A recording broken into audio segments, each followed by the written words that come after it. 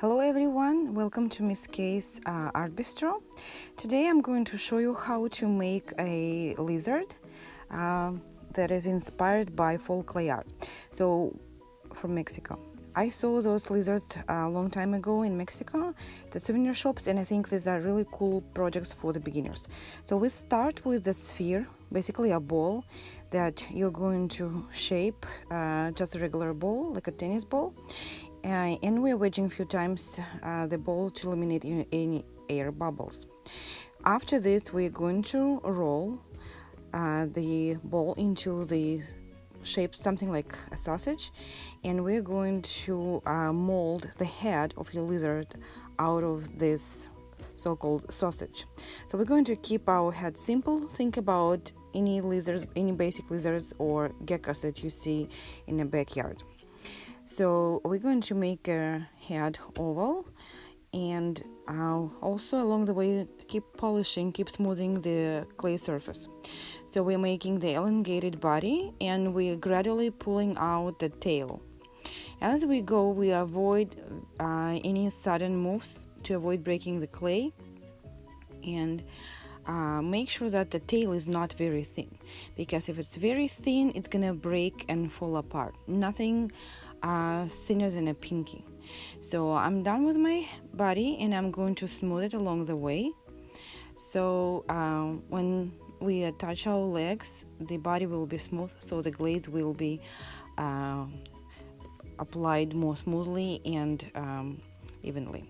So now we're going to get our fingers moist and polish it a little bit more. After this, it will be time to attach the legs. After this, we are going to shape our lizard into something like an S-shaped type of form, because otherwise your lizard will look very stiff. So I'm going to mold my lizard into the S shape, so you can bend gently, avoid any sudden harsh moves because it will break your clay. And it could be the S shape or inverted S, like a mirrored S.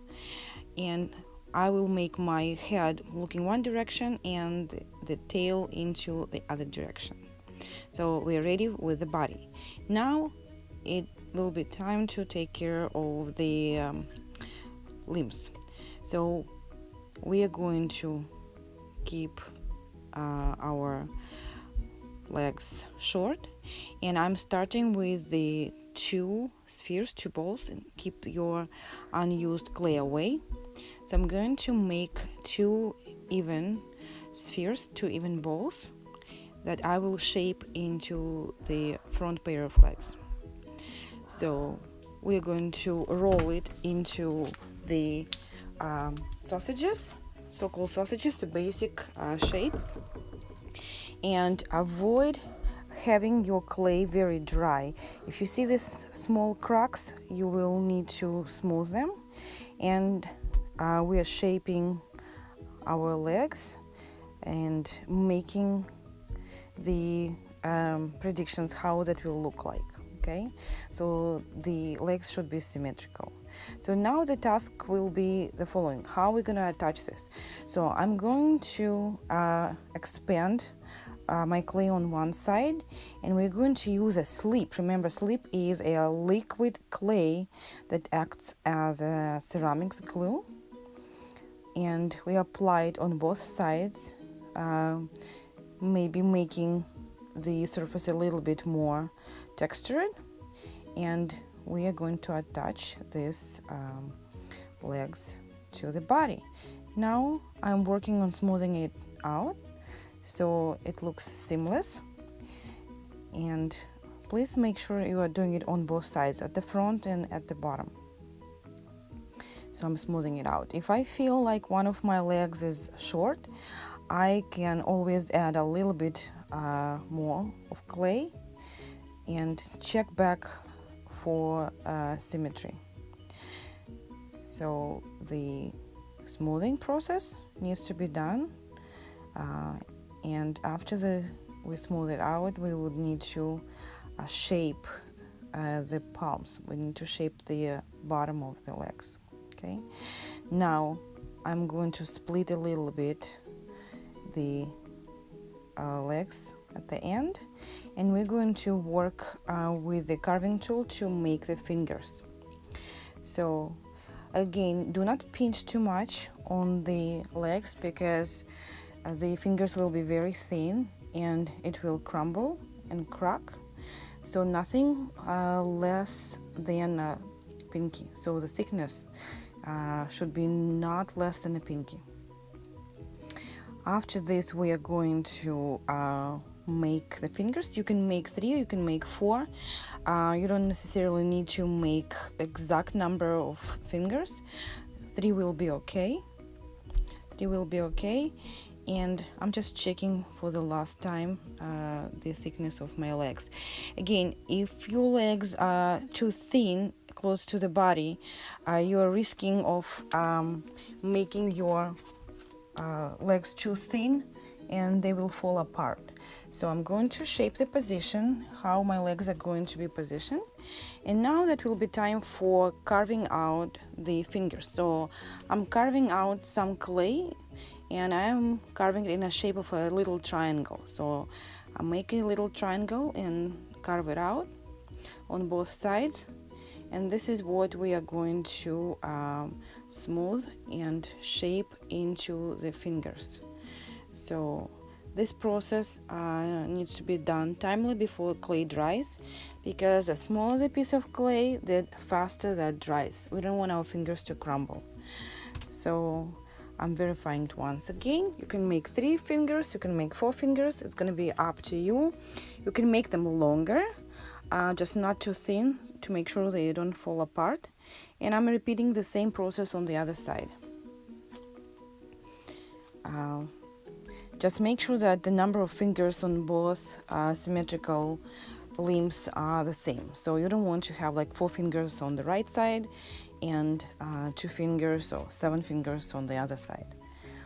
So my lizard is simple. You can find lizards with the legs of different length in nature, but we're going to keep our project more simple, so I'm not going to make our legs very long, so the structure will be more sturdy. So we are minimizing the chances for our legs to fall apart. So once you shape your fingers, turn your lizard upside down and check again for smoothness. Now we're going to work on the back legs, and we are repeating the same process. So if you want, you can make your back legs a little bit longer, but pretty much the process is the same. I'm gonna keep my back legs of the same size as the front ones, and I'm making 2 balls, making 2 sausages, rolling this, forming it using a slip. Do not forget the slip. You can use either the old brush or an old toothbrush, and I'm attaching the legs exactly the same way. Do not forget to smooth down the area where you have the legs attached. Okay, you can work on both sides. Make sure it's very smooth, and your legs are not too thin in the connection place, because if it's too thin where it connects the body, it can risk of falling apart eventually. So we are placing our legs where they're supposed to be, and we're going to work on the fingers. So we're making sure the fingers are going to be exactly the same way. Just for fun, you can make your fingers in a different number. So let's say you can make 4 or 5. You can add a different shape, make the fingers more lengthy. This is where you can individualize it and make it like a fantasy lizard. That's an option as well. And we are repeating the process of making fingers just like with the front legs. I'm going to position my legs a little bit to the back, and just recall on your mind those numerous lizards you see here and there that we see very often in the backyard, these green geckos.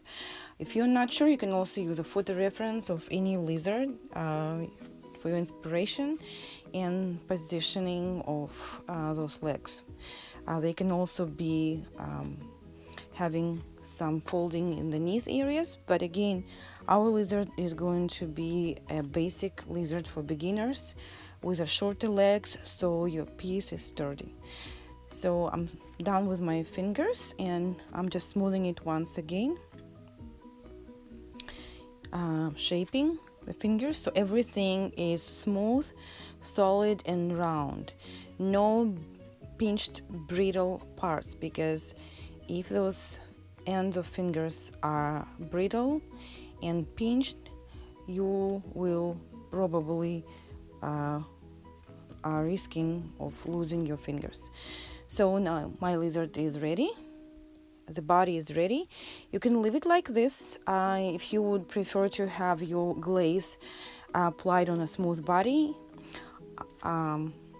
you are also having a choice of making a texture on the lizard by the carving tools. This is purely your option, and how you're going to decorate it, whether you will want to imitate the scale, is totally up to you. So I'm checking again the shape, the S shape, position of my front and back legs, the fingers, so everything is solid and smooth.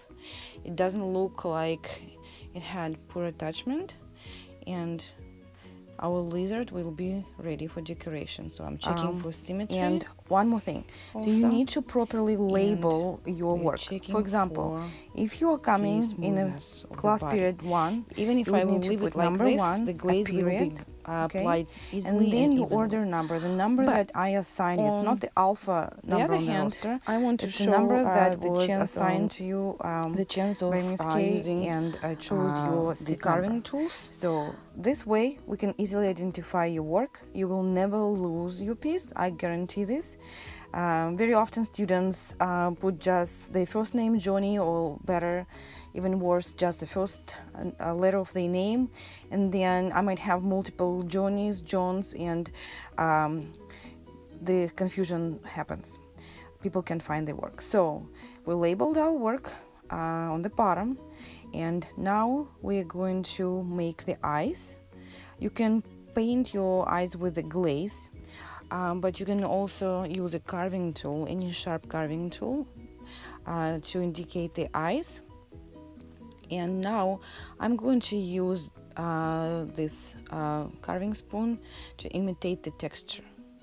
So you're gently pushing this tool along the spine, and it gives your lizard some sort of rhythm. So I'm going to continue this process until the end of tail, or I can simply change my pattern on the tail and make it in a different way. So the choice is yours, okay? So you can have many different options about how you're going to apply your texture or imitate scales, patterns. So on the sides I'm going to create my lines in a slightly slanted way, and just gently push and lift, gently push and lift. Your carving tool needs to be clean, so those dents are going to be clear and they don't have these teeny tiny particles of clay stuck there that makes your work brittle. So I'm going to repeat my pattern. Out of blue, I just decided to make these little dots. They are very simple, but they also suggest some pattern. Again, you could leave your lizard plain to have to have it later decorated with a glaze, different colors, or you can apply these textures and later you will apply glazing.